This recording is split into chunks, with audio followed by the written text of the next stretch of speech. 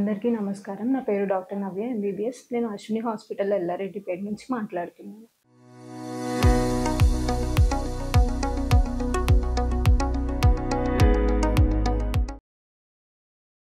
ఈరోజు మనం మాట్లాడుకోబోయే topic osteoarthritis. ఇదేంటి అంటే మోస్ట్ కామన్‌గా ఓల్డ్ ఏజ్ వాళ్ళలో అలా వస్తూ ఉంటారు. దాని గురించి అంటే ఆస్టియోఆర్థరైటిస్ అంటే ఏంటి? దాన్ని ఎట్లా ప్రివెంట్ చేయాలి? లేదా ఉన్నవాళ్ళు ఏమేం జాగ్రత్తలు తీసుకోవాలి? ఏమేం చేయకూడదో మాట్లాడుకుందాం.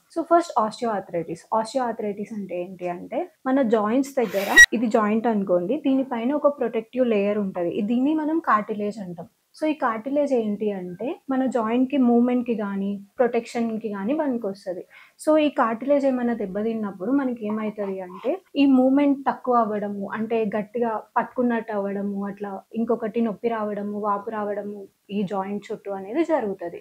మనం ఆస్టియోఆర్థరైటిస్ ఎవరిలో ఎక్కువ వస్తది అంటే, మోస్ట్‌లీ 45 ఇయర్స్ పైబడిన మహిళల్లో ఎక్కువ కామన్‌గా వస్తది. ఎందుకు అంటే, వాళ్ళకి నెలసరి అనేది ఆగిపోవడం వల్ల ఈస్ట్రోజన్ అనే ఒక ప్రొటెక్టివ్ హార్మోన్ అనేది తగ్గుతది. మోస్ట్ కామన్‌గా ఆ తర్వాత ఇంకొకటి ఏజ్ పైబడే కొద్దీ బొక్కలు తక్కువ దగ్గర గుజ్జు తక్కువ అవ్వడం గానీ జరుగుతది కాబట్టి వాళ్ళలో ఎక్కువ కామన్‌గా వస్తది. నెక్స్ట్ వెయిట్ ఎక్కువ ఉన్న వాళ్ళకి ఎందుకు అంటే బరువు పడతా ఉంటది కదా జాయింట్ పైన. వాళ్ళకి ఎక్కువ రావడం గానీ, లేదు అంటే ఒకటే పొజిషన్‌లో కూర్చొని ఉండడం వల్ల గానీ, జెనెటికల్‌గా గానీ, హార్మోనల్ ప్రాబ్లమ్స్ వల్ల గానీ, ఇంకొకటేంటి అంటే ఎక్కువ సార్లు అదే కండరాల దగ్గర దెబ్బలు తగులుతూ ఉండడము, లేదంటే ఎక్సర్‌సైజ్ అనేది కొంచెం విగరస్‌గా చేస్తున్న వాళ్ళకి గానీ మోస్ట్ కామన్‌గా వస్తూ ఉంటది. ఎట్లా ప్రివెంట్ చేయాలి ఇది రాకుండా అంటే, మనం ఫస్ట్ వెయిట్ ఎక్కువ ఉన్న వాళ్ళని వెయిట్ కంట్రోల్‌లో ఉంచుకోవడానికి ట్రై చేయాలి. ఇంకొకటేంటి అంటే మనం ఫుడ్ అనేది ప్రాపర్‌గా తీసుకోవాలి. అంటే ప్రోటీన్ ఉన్న ఫుడ్ గానీ, కాల్షియం ఉన్న ఫుడ్ గానీ తీసుకోవాలి. అండ్ చిన్న దెబ్బ ఏమైనా తగిలినప్పుడు నిర్లక్ష్యం చేయకుండా ఒకసారి డాక్టర్ దగ్గరికి వెళ్లి చూపించుకోవాల్సి వస్తది. అండ్ ఇంకొకటేంటి అంటే ఒకటే పొజిషన్‌లో కూర్చొని ఉండకుండా కొంచెం మినిమల్ ఎక్సర్‌సైజ్ అనేది అవసరమైతది. అండ్ కొంచెం వాటర్ ఎక్కువ తాగడం, హైడ్రేషన్ మెయింటైన్ చేసుకోవడం అనేది చాలా ఇంపార్టెంట్. అండ్ నెక్స్ట్ ఒకవేళ ఆల్రెడీ మాకు ఆస్టియోఆర్థరైటిస్ ఉంది.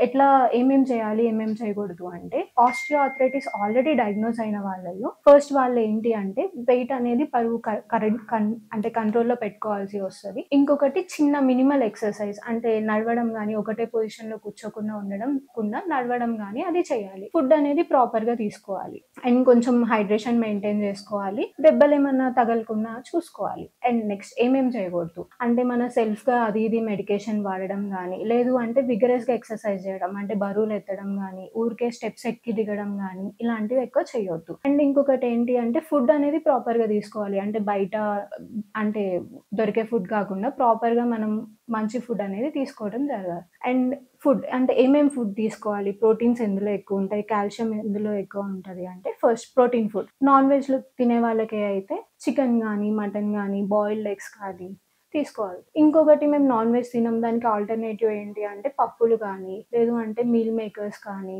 లేదు పాలు గానీ ఇట్లాంటివి పన్నీరు ఇవి తీసుకోవాలి. Next calcium. కాల్షియం ఎందులో ఎక్కువ ఉంటది అంటే రాగి జావలో గానీ, లేదు అంటే కొర్రలు, సామలు అవి ఇవి అంటారు గదా! వాటిలో ఎక్కువ ఉంటది. నట్స్ అండ్ సీడ్స్‌లో ఎక్కువ ఉంటది. అండ్ నెక్స్ట్ పాలల్లో ఎక్కువ ఉంటది. సో, ఆహ్, ఏమన్నా చిన్న దెబ్బ తగిలితే నిర్లక్ష్యం చేయకండి. ప్రాపర్‌గా డాక్టర్‌ని కన్సల్ట్ అవ్వండి. జాగ్రత్తలు తీసుకోండి.